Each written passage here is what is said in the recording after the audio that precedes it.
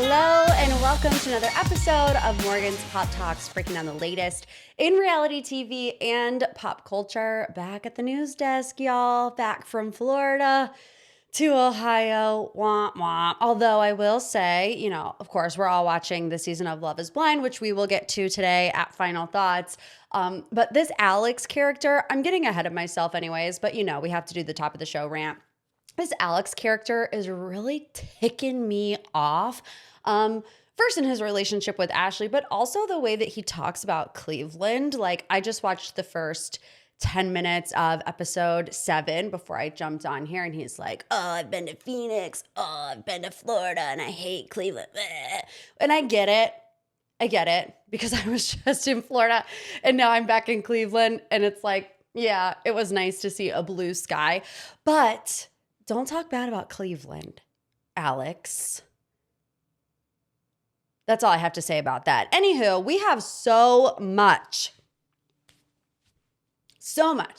to get into today. First, we have tea about the Traitors Reunion. We have this Bombshell documentary that came out this week with America's Next Top Model, and our dear friend Gibson Johns is going to join us for that. Like I said, we have to talk about Love is Blind, Hannah Montana, 20th anniversary. Okay, let's just go ahead and dive right in, because clearly I'm very excited about all of the stories today. Let's start with the Traitors Reunion Tea. So we are coming down to the home stretch of the Traitors, which I gotta be honest with you, I'm depressed about it. I feel like we have gotten to the point where we could use 2 Traitors seasons a year. The fact that I'm gonna have to wait until January of 2026 or 2027 to see the Traitors again, it just makes me so upset. Now, I know they are doing a normie version, but I don't know. I don't know if it's going to hit the same as the celebrity version. But anyways, sad times as the season comes to an end. But we did get a lot of teasers for the reunion this weekend on social media. So Lisa Rinna got on her social media accounts and said, let me say one thing. Everything was taken care of. Whether you'll see it or not, I don't know, because I don't have control over that. You know what needed to be done. It was done. Yep, because if you want a housewife, I'll give you a housewife, honey. 8 years. Word on the street is that Lisa Rinna came for Colton at the Traitors Reunion, pressing him about his use of the word hostage when he was talking about her in his confessional moment. Of course, that riled the viewers up because of his past history with his ex, Cassie Randolph, and the restraining order, and he put a tracking device on her car. We have covered that extensively on MPT, so I'm not going to get into all of those details today. But Lisa Rinna says, you want a housewife? I'll give you a housewife. Why did you use the word hostage when you were talking about me, all things considered, in your past? Word on the street is that Colton was very upset about this. According to Page 6, a source says Colton stormed off the set in a huff, but another source insists it was more of an upset walk-off that happened in tandem with a planned break. But you guys know the one tried and true way to tell if somebody is with somebody or not is to check if they're following them. And after the Traitors Reunion, Colton does not follow Lisa and vice versa. And then also Candace and Rob seemingly unfollowed each other, which they've been sparring in comment sections ever since Candace was banished from the Traitors. And here's what I think is happening. I think that Candace is playing the role of a housewife, because it does just seem a little over the top to me that she would be taking all of this so personally. It is just a game. And that's kind of everything that Rob has said in response to her on social media. There was one video in particular where somebody was comparing how Rob acted on Love Island to his time on the Traitors, basically saying Rob will never have loyalty to the women in his life. He will always be loyal to the men that he surrounds himself with. On Love Island, this is what he did to Leah and Andrea, and he was really only there to be buddy-buddy with Aaron. And then on the Traitors, he seemingly threw Lisa and Candace to the wolves. I wouldn't agree with that 100%. Like, I honestly think Lisa and Candace threw themselves to the wolves. And Rob just wasn't going to fight against that because it would make him look suspicious. It's the name of the game. But Candace wrote on that post, and so did Rob. Rob wrote on it first and said, like, this is ridiculous or something like that. And Candace was like, is it? So she seemingly was agreeing with what this person was saying. However, think about the show now that the housewives aren't on it. And, I saw a lot of commentary on social media that was calling this last episode of The Traitors boring. And I did say we lost big players, and Lisa and Candace and even Colton, hate him or love him. I don't know anybody that really loves Colton, but they were really driving storylines. And who do we have left that was driving storylines? Mark Ballas? No disrespect to Mark Ballas. I'm a huge Dancing with the Stars fan, but he wasn't driving story narratives. So what I honestly think, and I listened to Candace on the Official Traitors podcast, and I just think that Candace is still playing it up even though she's eliminated. You get what I'm saying? I feel like she is being a housewife. She is playing the role of the housewife. And I don't know, or of a housewife. I don't know necessarily. It depends. I mean, if she really feels this way and is really going this hard on Rob over a game, I think it's kind of silly and a bit childish.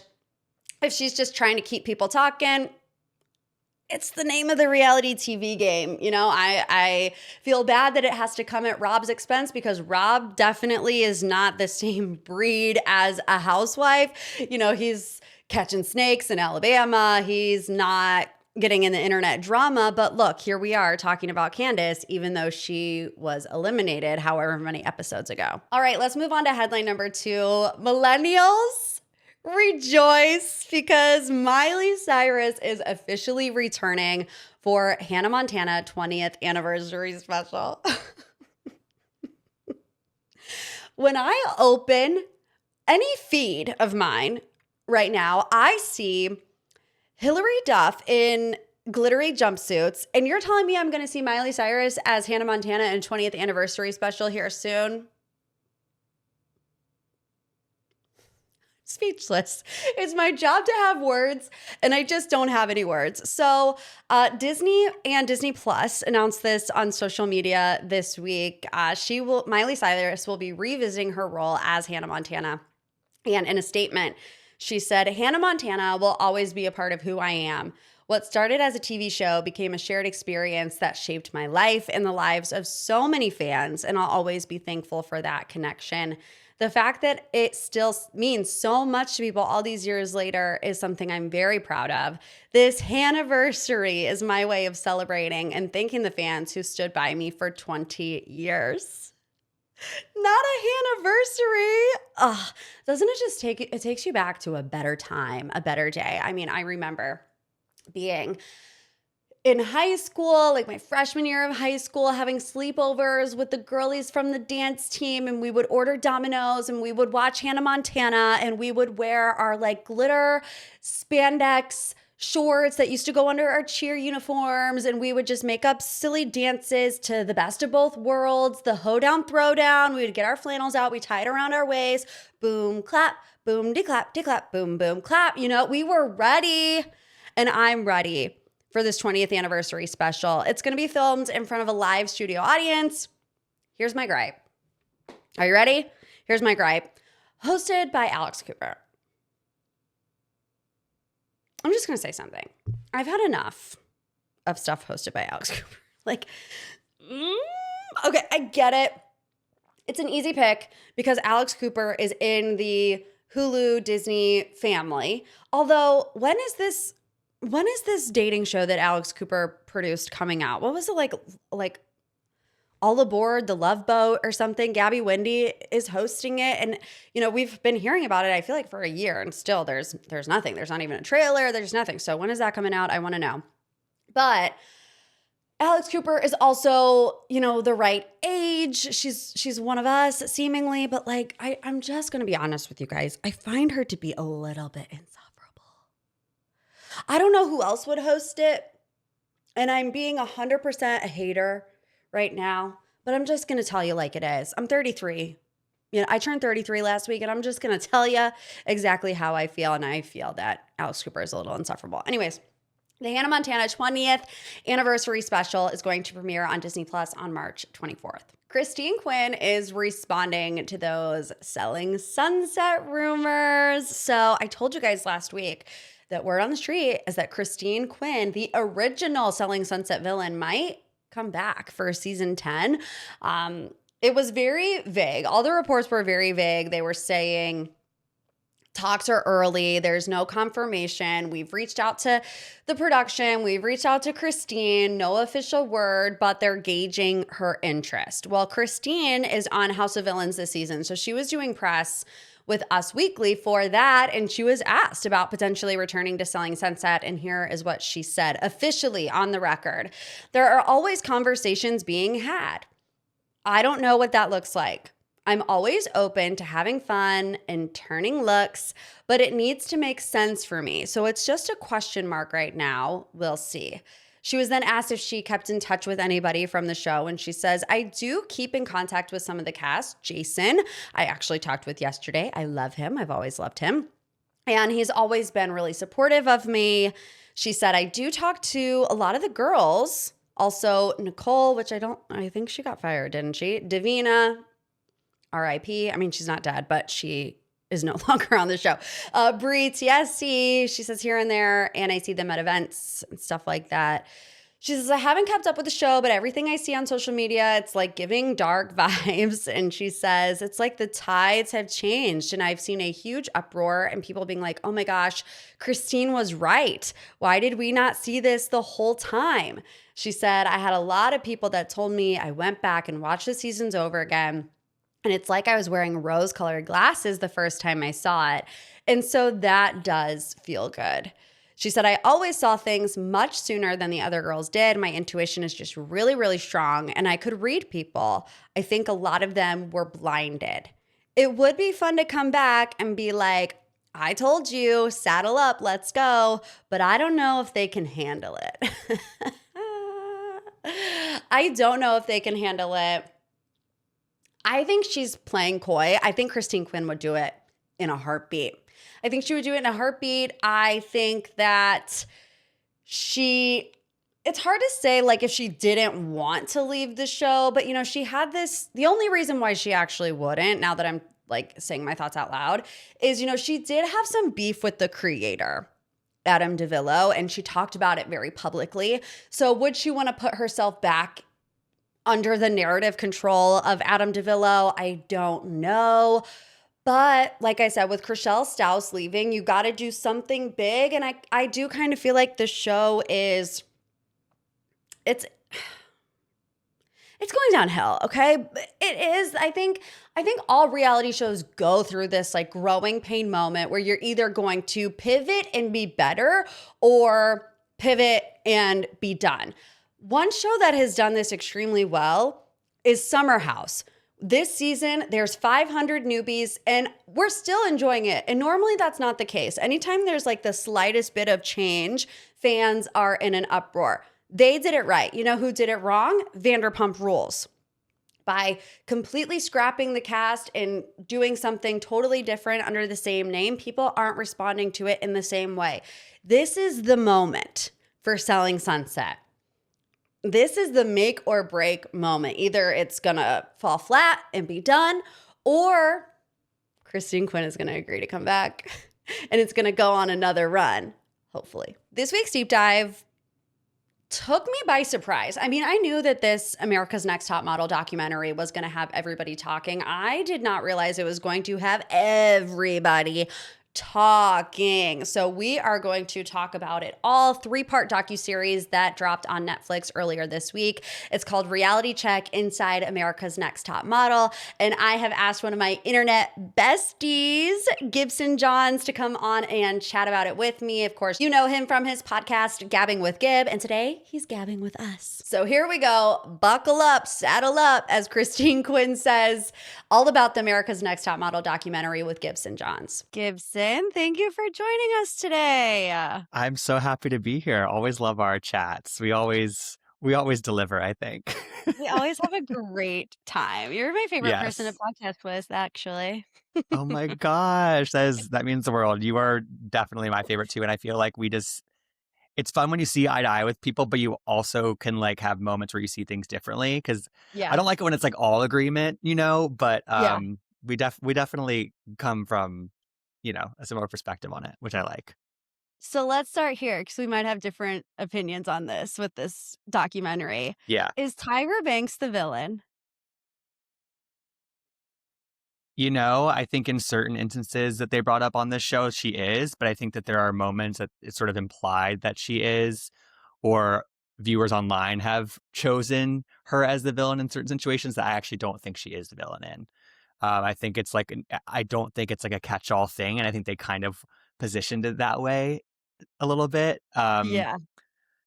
Because like there are moments when she's like, I wasn't in charge of production, and then they cut to her and it's like Tyra Bank executive producer, which yes, but that doesn't mean that she's on the ground for every moment of production on America's Next Top Model. Right. We'll get into specifics, but I do think she's a villain in certain respects, but in certain ones I actually don't. What was your expectation going into this documentary? Because I really feel like it took me by surprise. I'm not really sure what I was expecting, but I was hooked instantly.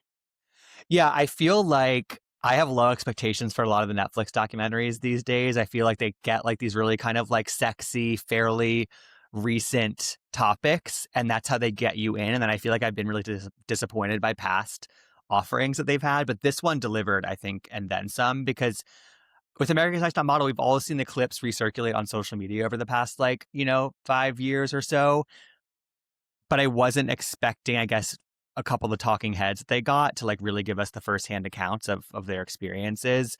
Um, because also it's like it's one of those shows where I watched probably the first 10 cycles of this show, but it kind of went in one ear out the other. Like I didn't really remember that many specifics. And so for them to be like, oh, when they were in Italy and this thing happened with Shandi, I was like, oh, I do Yeah. vaguely remember this incident. Or like Kenya when they went to Africa. Like that was the season that I kind of remembered the most. I was impressed by what they were able to deliver in terms of like different perspectives on this. And it surpassed my expectations for sure.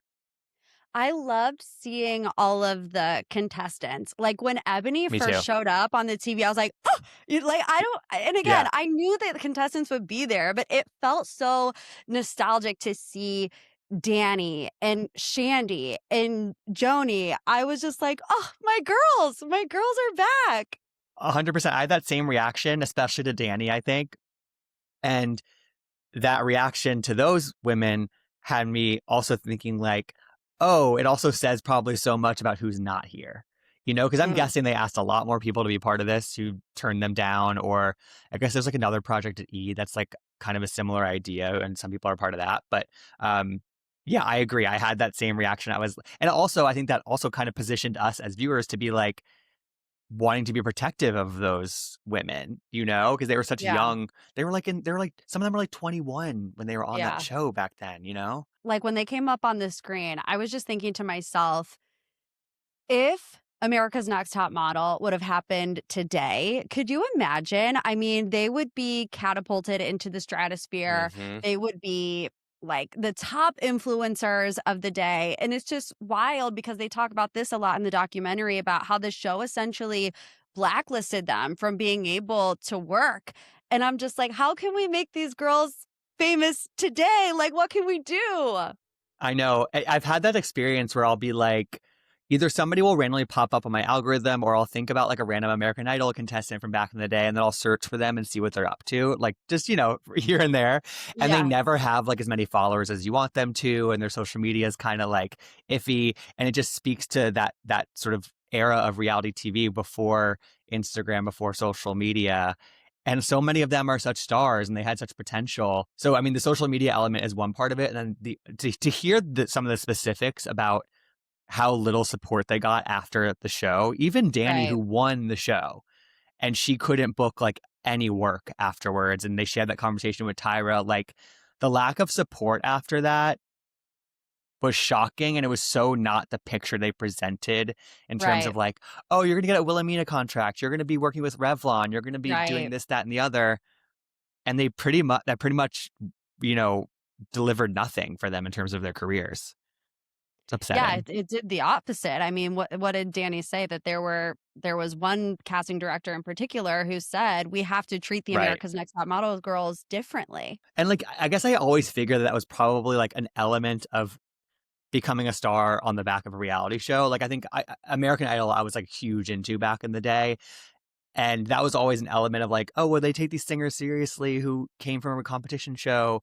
But Right. eventually, the ones who really deserved it were able to break through and had that support. And it doesn't feel like that was the case with the really top people to come out of this show. I mean, the only ones who I can think of are Eva, who ended up on Real Housewives of Atlanta, Yeah. and then Yaya, who was in an early season, and she was like an actress that would pop up in a couple things here and there. Mhm. But other than them, like, Yeah, I don't and think we Wendy saw Harlow, many but people. again, I Yeah, yeah, wasn't, and like, Winnie Harlow, invested. I but she wasn't was later invested in those on. years. Yeah, yeah. Yeah, yeah, So let's go through some of the big moments that everybody's talking about on social media. yeah, The biggest, I think, is the Shandi episode. yeah. You know, which framed the Milan episode as a cheating scandal, essentially. But in this documentary, we see a different side of the story. Sandy says, "I drank 2 bottles of wine by myself. I was blacked out," and producers taped the whole thing.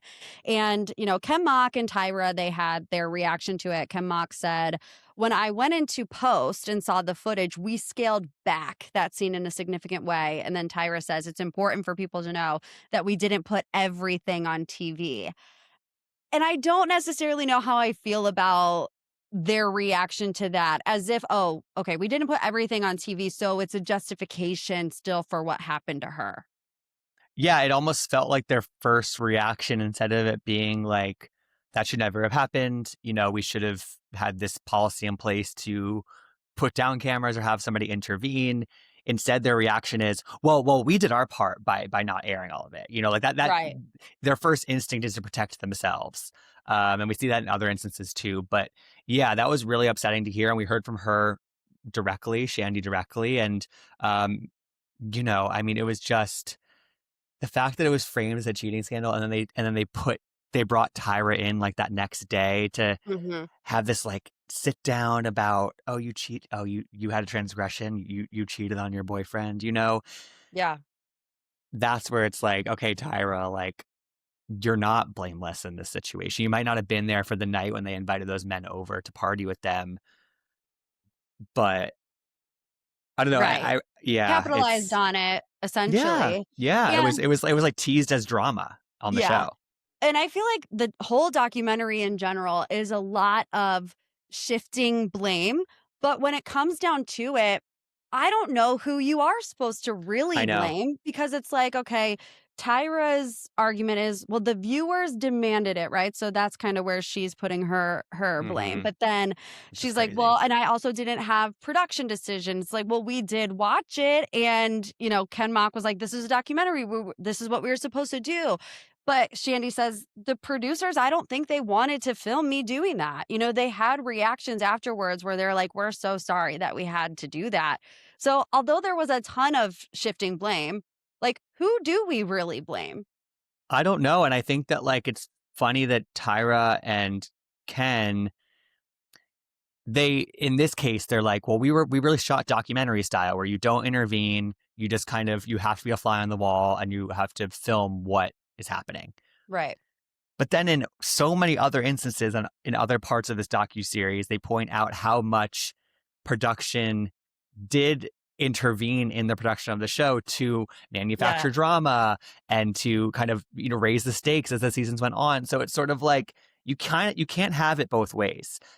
So it's and again, it does unfortunately, I mean, I think this incident is like, it doesn't matter when it happened. Like it like that shouldn't excuse any sort of treatment of or mistreatment of Shandi in this incident. But I think it also does reflect where culture was over 20 years ago, unfortunately. Definitely. And like I feel like at that time, the stakes of reality TV were to be as like scandalous, salacious as possible. There were much fewer guardrails, and that's obviously a bad thing, but that's just it is how it was. And so it's Yeah. it's this hard thing that I had, I think, the entire time I was watching this documentary of like, we have 2026 goggles on. We've learned so much over the past 2 decades, but like the context of when this was happening, not the Shandi situation, but just in general for this show, Right. is like things were They were so accepted different. back. Yeah, Oh, yeah. exactly. So Yeah, they were different. viewed differently. Ugh, heartbreak. Let's talk. I was heartbroken for her though. I really was. I was too, but I'm really glad that she decided to be a part of the Me documentary too. because it Huge. really opens up an old wound, pours salt in it. And again, you get on social media and everybody is talking about this however many years later. But I did see on her social media, she said, I chose to do this because I wanted to be in control of the narrative surrounding what happened to me. And it took however many years for it to come to light. But I just have to imagine that feels validating for her now. Yeah, I hope that like the viewer reaction, which to me in her particular story feels like it's so supportive and there's so much outrage over how that was handled. I hope that that brings her some sort of healing that she couldn't get before because of, again, how it was presented to us as viewers. Right. I want to talk about Dani because Dani was another Mm-hmm. big topic of conversation. I thought she was one of the most like convicting Yeah. people that they had on it, and talking about her getting her gap fixed, right? She had this gap in her teeth, and Tyra and the judges were very adamant that they closed the gap. She says, I didn't want to do it. They made me do it. And again, Tyra comes back with, I was between a rock and a hard place because there were agents who would tell me she will not work with those teeth.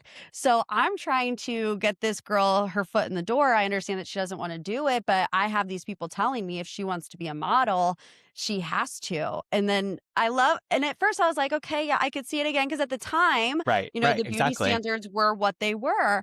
But then Dani said something that really kind of like jolted me out of that mindset. She says, me getting my gap closed is not opening any doors for me, which Mm. is like so It's true. so true. I mean, hearing that coupled with hearing how her experience after the show went, it didn't do her any favors. It didn't open any doors. And when they were first telling that story again, it's an incident that I remember happening as watching the show back in the day. But I remember being like, yeah, go Dani. Like the fact that she at first, like, she really dug her feet into the ground and was like, I'm not letting you close my gap. And then it was sort of like presented to her as, you're either going home or you're doing this. And that to me is just like taking advantage of the fact that the contestants on America's Next Top Model were not in the power position. They were so desperate to oftentimes get out of like either like bad situations or just come out of like, a low, tax bracket and like make money for their family and all this stuff. Like, what was she gonna do? Say, oh yeah, I'm just gonna go home. My gap's Right. more important than potentially really helping my family make money. Right. Um, I'm just like, damn, like they really in certain situations took advantage of these women. And Tyra seemingly did that. I don't want Mm-hmm. to say a lot, but a lot. Of course, now it's all over my For You page. And there were moments where, this girl had like super long hair and she's like, you're getting a pixie cut. Well, she did like a bob. And she's like, no, I said you're getting a pixie cut. So if you don't go back and cut it the way I told you to, you're getting eliminated. It's like low Mm. key bully tactics. And Yeah. like you said, what are these women going to do? Are they going to willingly go back to Walgreens, you know? Or are they going to do what Tyra Banks says Mm-hmm. and make it on this show longer? Totally. And it's just like, and that's where her being host or talent or producer or in charge of the edit doesn't matter, because she was on camera pressuring them to change their appearances and kind of implying that it was going to be sort of the golden ticket. And sometimes it was like, sometimes they would have these makeovers that like went really well and it really was the right decision for them probably, but a lot of the times it just felt like kind of arbitrary and like, Yeah. oh yeah, you should get a pixie cut, you should, I don't know, whatever the other things they did were. But and again, it's one of those things where, yeah, there is missing context from the documentary. They never acknowledged the fact that like The Swan was a show that existed back then. That Yes. was like Which, like, can we do which you guys remember the Swan? The Swan was America's Next Top Model, like, on crack. they would get plastic surgery on this show, like Yeah. to Everywhere. to become the Swan or whatever, go from Right. like the whatever. And Didn't like the viewers have to vote on who they thought came out like as the I most think so. beautiful? Like, Yeah, it was really messed so up. bad. Yeah, it was really bad. And not that show existing excuses anything that America's Next Top Model did, but it just kind of shows you this is like what was happening at the time. And again, I don't think it takes any culpability away from Tyra, but it's just like you think back to that time, you're just like, oh my God, like what were we doing? What were we doing? And I was like 11-year-old, 12-year-old boy watching this, like eating it up, because I didn't know any better. I want to talk about Tiffany. Yes. Tiffany did not participate in the documentary, but obviously this was a huge topic of conversation. Probably the most prolific moment of America's Next Top Model is Tyra yelling at Tiffany, "We were rooting for you. We were all rooting for you." So Tyra says, she admits, I lost it. It was bigger than me. It was about friends, family, being a Black girl in society, the challenges that we have.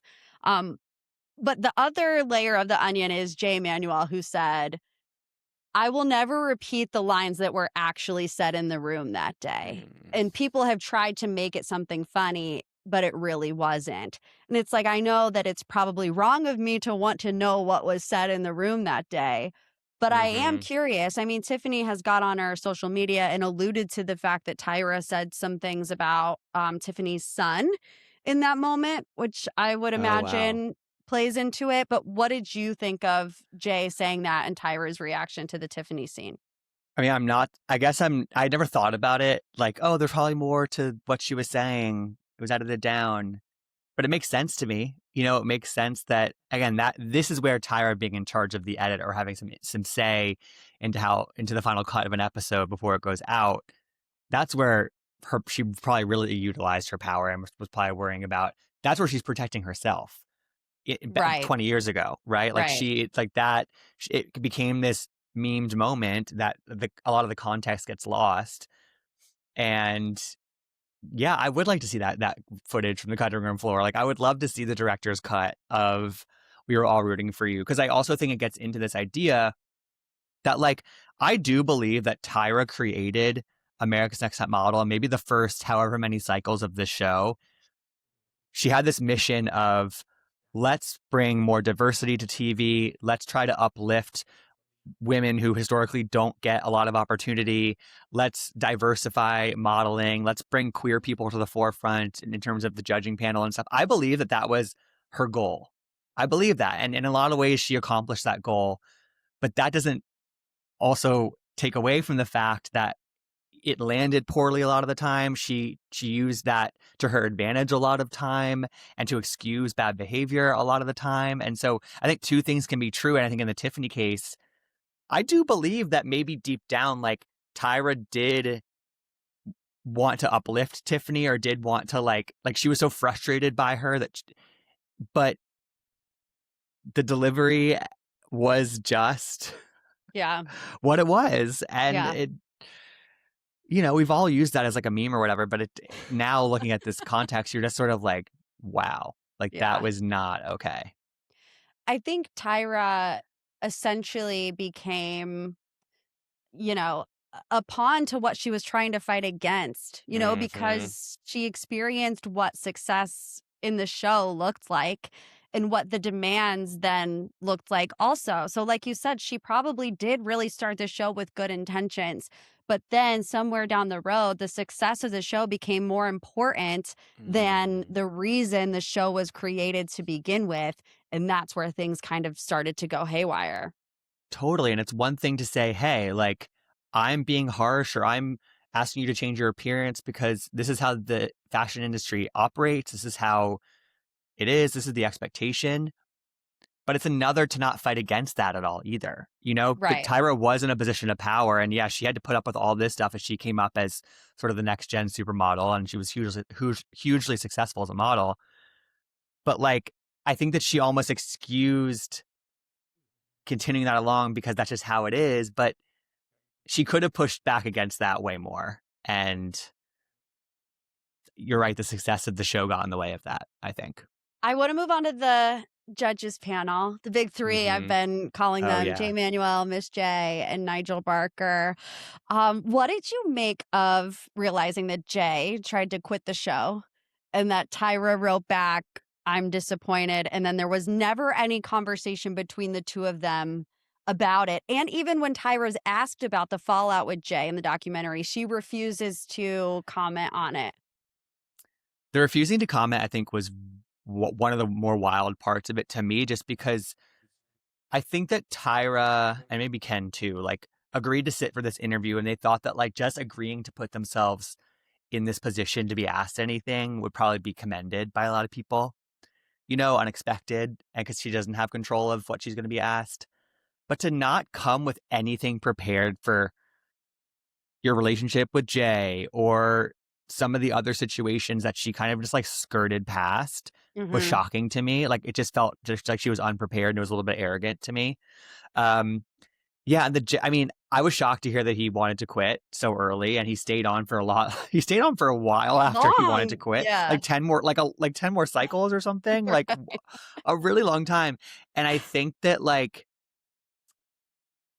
it's hard for me. I still don't really know how to parse through, like, what the Jays and Nigel should also take some of the blame for, because they were in a lot of the incidents, in the way they're talking about them now, kind of like matter of fact. It's especially Miss J. Miss J was like, "Yep, that's how we did it," and I almost like have more respect for that than like what Tyra was doing. But Jay Manuel, I don't really know how. I don't really know. It's been hard for me to untether it from Tyra. I am assuming she regrets not saying anything about it, because Me too. Jay Manuel was ready to tell his side of the story, and now that's the only side of the story that the audience has. And if she had at least said something, that would have been better for her long term than to just say, "Oh, I'll call Jay about it." You ain't calling Jay. You haven't called Jay in however many years. And now the audience, I don't want to say they're like 100% on Jay Manuel's side, but it makes a lot more sense than I don't want to speak about it. It's also one of those things where it's like, we can all have sympathy and empathy for the individual contestants who we saw for one cycle each. But the Jays and Nigel and Tyra, they were the show in many ways, and they were the show for so long. Yeah. And so to hear about some of that behind the scenes stuff with them in particular, people who we got even more attached to than the contestants, we're going to feel even probably stronger about it, or even just like feel more invested in like justice for Jay, because Tyra has no comment on that. Like, are you kidding me? You just say something that's like total BS, but at least it's something. Right. I don't know. Right. I don't know. Even if she would have said, like, I consider Jay to be one of my closest friends, and I was heartbroken when he sent me that email. And because of that, I probably didn't react in the most mature way. Right, I held on exactly. to resentment. I was mad. I was sad. I was disappointed, as I said in the email. And, looking back, I wish I would have at least tried to make amends, because our friendship meant something to me. Even that. It's like, what's wrong with Morgan, saying that? hello. Send her that statement. Can I become like a PR person? Because that was great. Call me Tyra. Or then also like the whole thing about her leaking to Page 6 that she had fired them when, like, that was so messy. I don't know. You think it was Tyra? I don't know what I think. What do you think? I don't know what I think either. See, our similarities are coming out here. I can see a world where it was Tyra, because again, like Jay said, at the end of the day, Tyra cared about the success of the show, and the ratings were already going down. And how are you going to manufacture drama? You're going to leak that Tyra fired all three of her panel. It could be her. It could have been a higher up who made the Put the blame decision on to her. fire. Right. Could say, this is how I'm going to boost the ratings of the show that's on my network. So I don't know who did it. I think we can agree that the reason was to create drama so that people would talk about the show.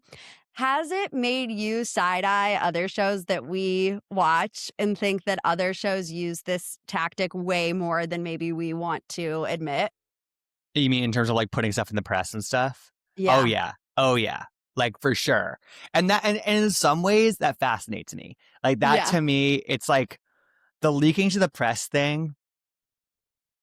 In some ways it's like fair game because it's something that everybody could do technically, Mhm. like the Jays could have leaked it early too if they had sort of read the tea leaves, I guess, just like thinking about it differently. And they could have framed it in a way that was maybe even more, I don't know, beneficial to them.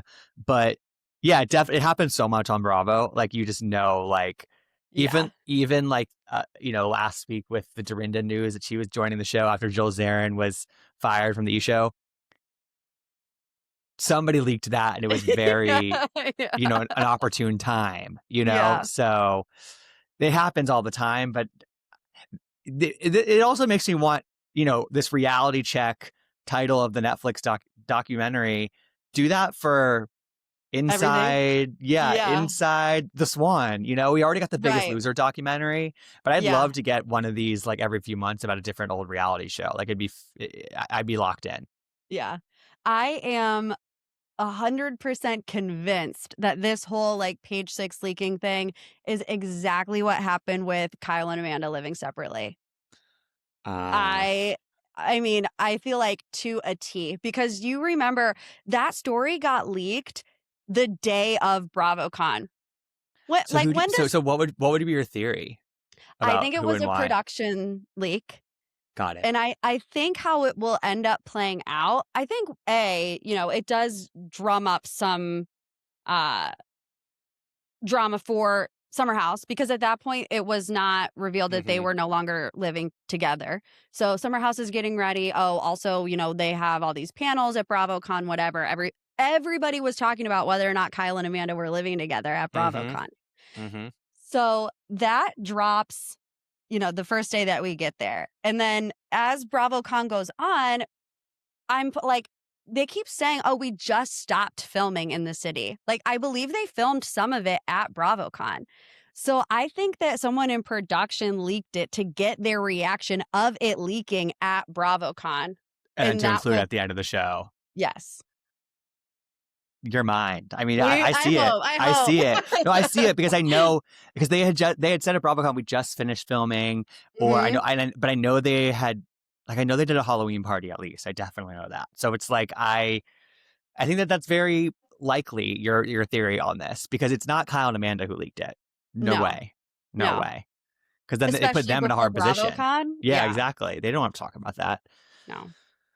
Wow. Sorry, we're not here to talk about Summer House, but my No, brain just sorry, sorry. always goes back to Summer House. Which, by the way, I am chatting with Gibson later about Summer House for Yeah. his podcast, so make sure you check Yes. that out this week too. Anyways, okay, let's talk about this.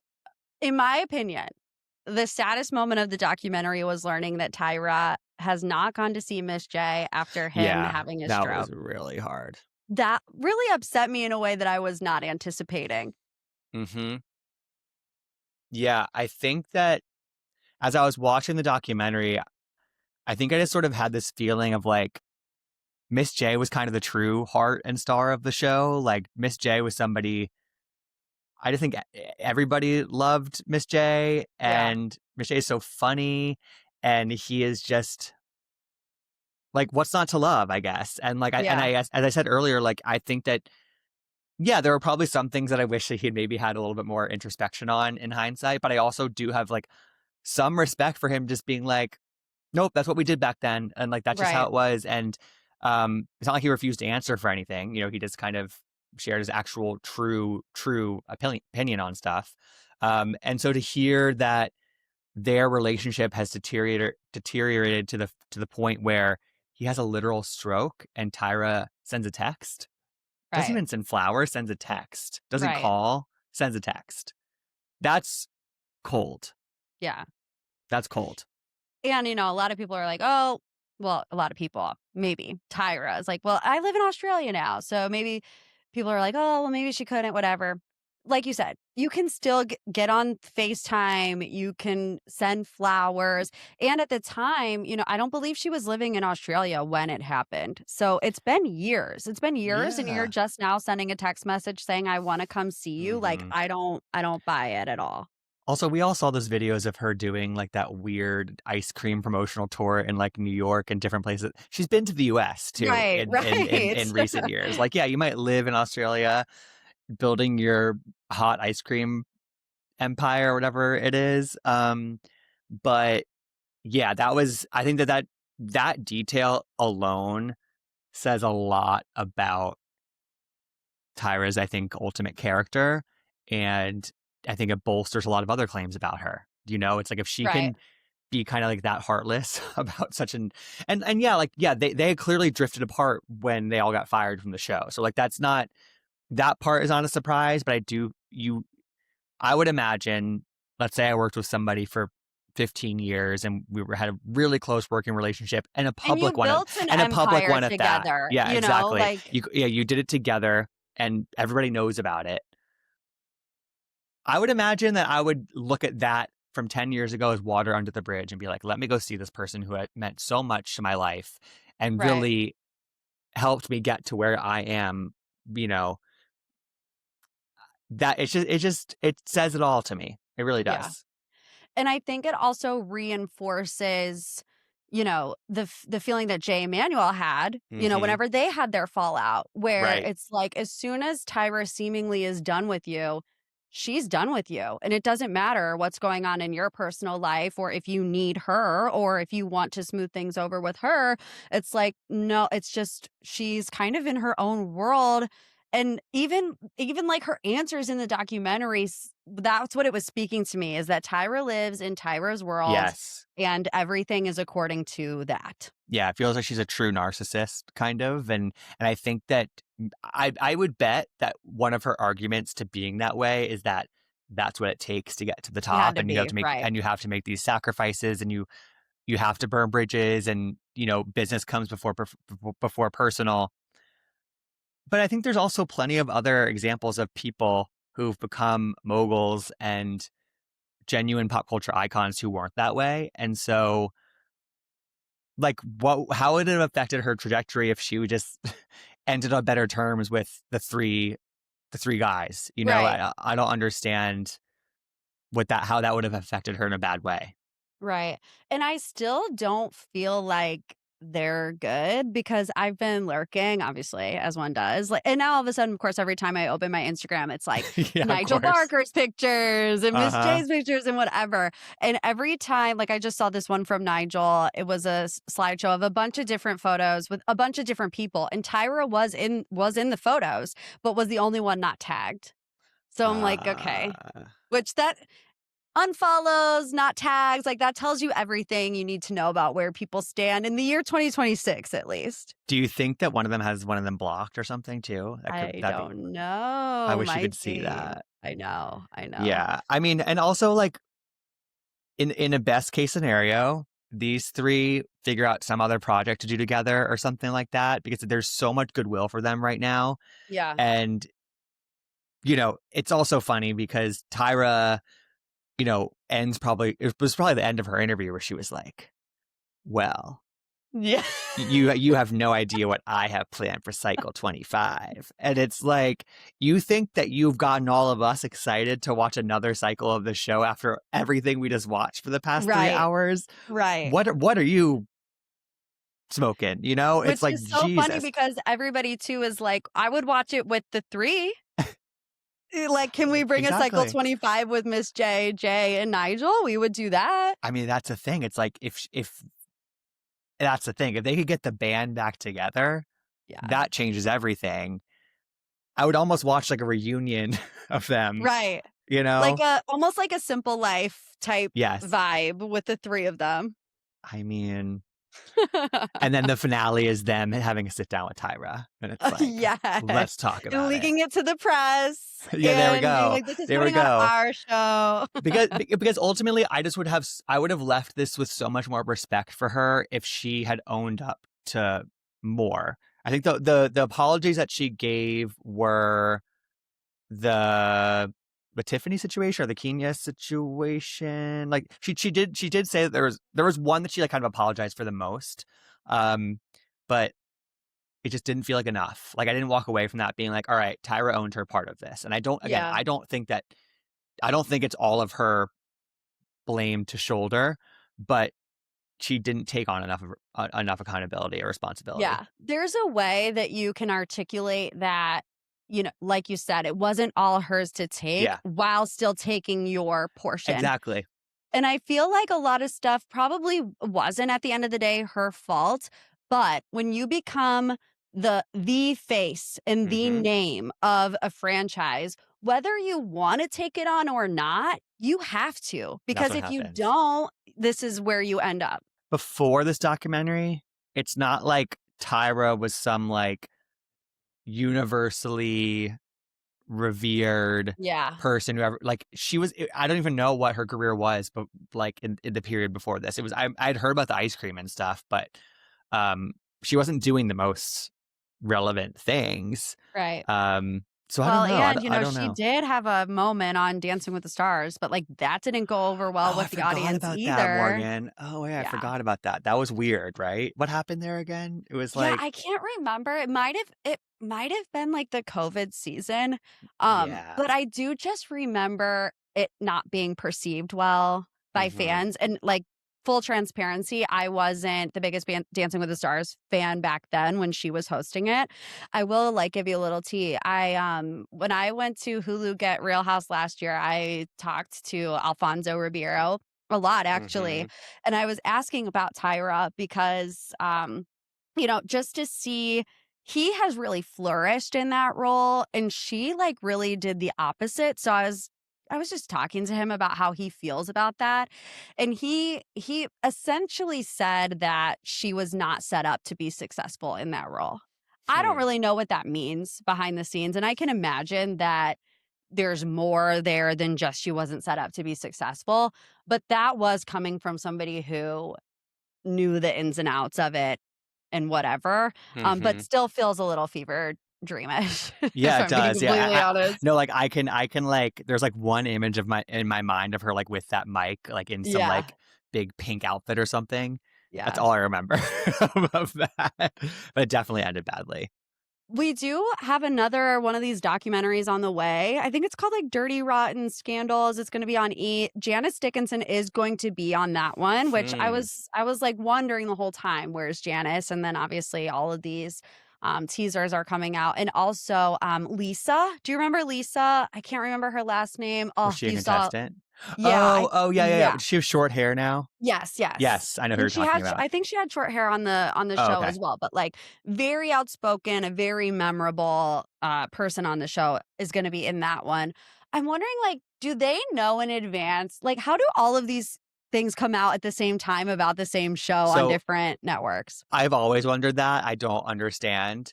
Yeah. They must catch wind of things that are in the pipeline. Yeah. Because also I would venture to guess that like if Janice talks to the E project, she probably can't talk to the Netflix project and vice versa. So maybe when they're signing releases and stuff like that. But right before we signed on, I saw somebody who I think is pretty well connected say like, oh, I heard that the E one was actually filmed like a couple of years ago and it's now being pushed out sort of because of the Netflix one. Yeah, I saw somebody post that on Thread. So I can't take that with a grain of salt, but that might also make sense to me. That like if they're like, okay, we have this footage, like might as well capitalize on the interest. We'll be sad. I'm gonna watch it. I'm interested to hear from Janice in particular because those clips of her on that judging panel did not age well. And I remember as a viewer, total transparency, I loved her as a judge back then. I was like, oh, she is like the savage, funny one, like, but that humor from the early 2000s tends to not land particularly well in the year of 2026. So Yeah. And the only thing I've seen like from Janice about the E documentary in like the teasers for it is she's going to come for Tyra hard.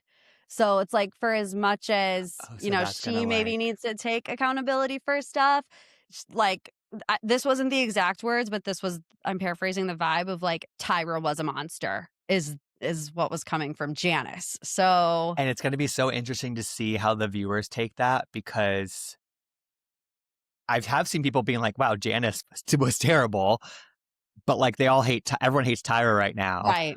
So like, are they gonna like, is that gonna be her ticket to evading accountability? But again, two things can be true. There can be two monsters at a judges panel, you know? Like Yeah, they maybe could more. yeah, Maybe exactly. more. Exactly. Yeah. Well, Gibson, thank you so much. We have to run because we're chatting Summer House, like I said, on Gibson's podcast. But let Yes. my people know where they can find you, where they can listen, give them the details. Yes. Always love chatting with you, Morgan. Gabbing with Gib is the name of my podcast. At least twice a week, Tuesdays and Fridays, wherever you get your podcasts. You can follow me at Gibsonoma on all the social platforms. And go check out us talking about Summer House on his podcast. Yep, on Friday. Final thoughts. We have to talk about Love is Blind, episode 1 through 6. Of course, I know that the 3 additional episodes dropped this week, but like it took me 7 days to get through these 6 episodes. Here's my Love is Blind hot take. The pods, 6 episodes for the pods, it's entirely too much. 4 max. By the time we get to episode 5 and episode 6 in the pods, I'm like, I don't know. I can't remember who all these people were dating, who they kind of liked, who they didn't. We spent what felt like 2 whole episodes on 3 people that all walked away single. With Kevin, Tyler, and Kia.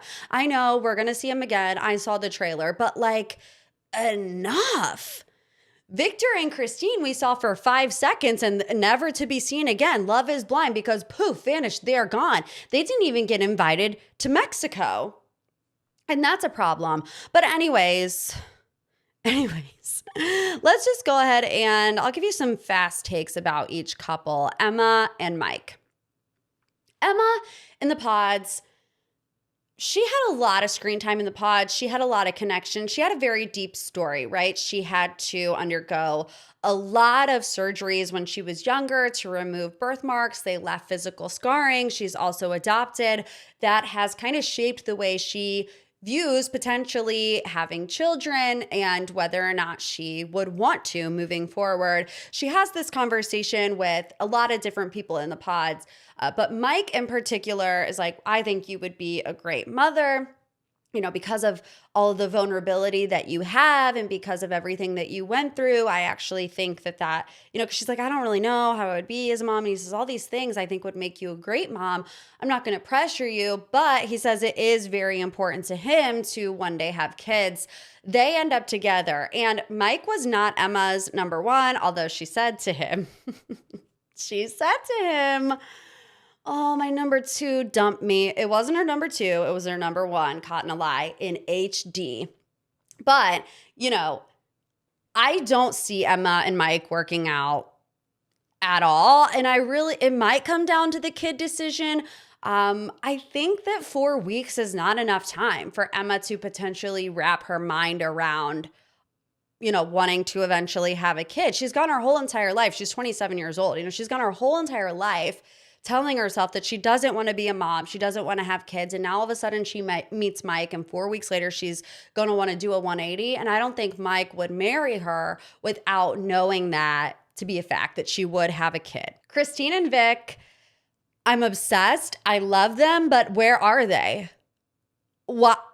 Where are they? Why are they not going to Mexico? Why are they in California going on their own vacation? And I've seen all the theories. People were like, oh, he didn't have a passport. Wrong. I went to Christine's TikTok. She was like, no, he had a passport. She was kind of playing coy. So I don't know. I've been seeing word on the street. It's because Love is Blind doesn't have the budget to send all of the couples to Mexico.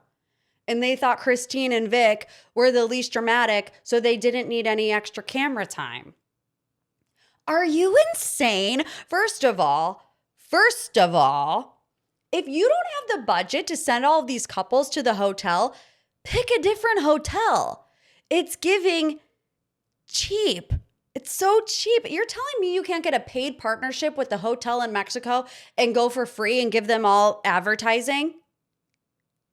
I'm not buying it. No pun intended. Are you joking? You're joking. They're too normal. They're too normal, and that's why they're not allowed to go on the trip to Mexico with the rest of the cast. I would be throwing bows if I was Christine or Victor. I hate that for them. You know what else I hate? Brie and Connor. I'm sorry. I hate Brie and Connor. Oh my gosh. I hate the Brie won't shut up shtick.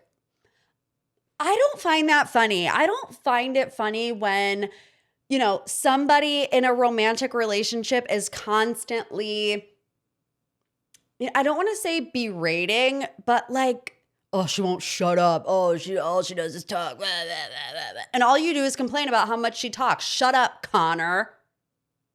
It's rude. It's rude. But also, Brie, I don't know. You know, she's like, why is everybody just asking if we want to rip shots as if I just didn't pour out my heart and soul to you, Chris? And then we decided that we didn't really like each other, but we're not going to acknowledge it. You're just going to go down the water slide head first. And I'm supposed to be like, yay, 10, you know? She's like, I don't get it. I kind of feel like she wants Chris to like pine over her a little bit. And I think that people do downplay the fact that there's still lingering feelings for other people, especially when you see them in person. It's kind of like The Bachelor, you know, when they're down to the final two, you're at the final rose ceremony and it's supposed to be the best moment of your life when really you actually like two different people and you're having to deal with heartbreak and joy at the same time. It's like, how do you reconcile that? I kind of feel the same way with Love is Blind, where I'm sure that the feelings that these other people had for each other don't just go away whenever they get engaged to somebody else. So I think we're seeing Brie realize that in real time. And I do believe that it is going to continue on into the season because we got in the teaser that Chris was texting her and Connor's like, do you want me to text him back? And then Connor tells her to get out. So I'm like, do we have a switcheroo on our hands? Is Brie going to end up with Chris? I kind of hope so. Like, entertain me. Give me something. Give me something. I don't know. And that brings me to Jessica and Chris. Like, they seem good, but something is just off to me. I can't quite put my finger on it. I just don't see them getting married. Jessica's like googly-eyed over him, and Chris is just like kind of there, in my opinion. I don't really know. Amber and Jordan, I'm obsessed with them. I love them. I want them to get married on Love is Blind and then have their own spinoff because they are just so quirky and fun. And I think a match made in heaven. I'm going to be really disappointed if Amber and Jordan do not get married. I was a little nervous during the reveal because after Amber was striking a pose, iconic behavior, by the way. During the reveal, when she walks out to Jordan, she looked a little terrified to me. And I'm like, oh, I don't know if this is going the way that I want it to go. But upon watching her more, I realized that that's just her. You know, that's just her personality. And as I see them more, I really do just like them together. Now, we'll have to see how it plays out with Amber's daughter, because coming into the experiment, Jordan was adamant that if there was a kid involved, that was a deal breaker for me. But he has kind of softened his stance since meeting Amber and getting engaged to her. Let's really hope that it's not another Megan and Jordan situation, because right now I really like these two. Brittany and Devontae. Next, like, just wrap it up, pack the bags, go back to Ohio, because it's not happening. Brittany needs validation. Devontae needs to be left alone. It's just never going to work. And I think that they will break up sooner rather than later, because it just doesn't really feel like they have a lot to go off of. Ashley and Alex, this guy, after all that kissing and hugging and, you know, during the reveal, he kept going, come here, grabbing her neck, like, whatever. Stop with the eyes, he says, while she's like, oh, I love you. And now all of a sudden he's not attracted to her, or she's not his typical type. Oh, all of a sudden he doesn't like blondes. All of a sudden he doesn't like blondes. He goes up and chats it up with Brittany and he says, you're actually my physical type. You're the person that I would gravitate towards in the real world. And then he's recounting the conversation that he had with Brittany with Ashley, but he leaves that out. He just so happens to leave out the part where he says, oh, I don't normally go for blondes. I'm trying to see if the physical matches the emotional. The physical was matching the emotional at the reveal. The physical was matching the emotional when she was giving him the googly eyes on the couch in Mexico. But now all of a sudden, he doesn't know if the physical matches the emotional. And he doesn't disclose that information to Ashley. Jail. Jail for you, Alex. And those are my unfiltered thoughts about the Love is Blind couples as of episode 6. The next 3 episodes are out now, so have fun, little bunnies. We'll be talking about them next week, I am sure, although I am doing recap polls on the Patreon. So every single week on Friday, I'm going to ask you guys, if you're signed up on Lila's Plus, what episode do you want me to recap? Summer House was a doozy this week. If you want me to recap specific episodes of Love is Blind or The Traitors, the power is in your hands. So make sure that you sign up for Lila's Plus if you haven't done so already. You get MPT episodes ad-free and early, plus bonus content every single week. So yeah, the link is in the show notes below. It's been a while since I've had a review. Leave a little 5-star boop boop, a little love you like a sis, because you know I do. We'll see you next week. And as always, love you like a sis.